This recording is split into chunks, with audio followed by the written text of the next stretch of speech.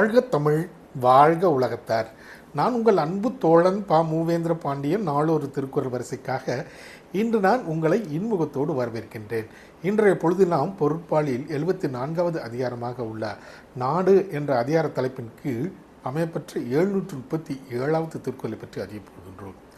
நாடு என்பதற்கு நாட்டின் வளம் என்ற பொருளில் இந்த அதிகாரத்தின் தலைப்பு அமையப்பெற்றுள்ளது. இப்பொழுது நாம் 737வது திருக்குறளுக்கு செல்வோம். இரு புனலும் வாய்ந்த மலையும் வரு புனலும் வல்லரனும் நாட்டிற்கு உறுப்பு. இரு புனலும் வாய்ந்த மலையும் வரு புனலும் வல்லரனும் நாட்டிற்கு உறுப்பு. திருக்குறளுக்கான பொருள் என்னவென்பதை இப்போது நாம் காண்போம். ஆற்று நீரும் ஊற்று நீரும் உயர்ந்த மலையும் மழை நீரும் வலிமையான கோட்டையும் மிகுந்திருப்பதே ஒரு நாட்டிற்கு அவசியமான உறுப்பாகும்.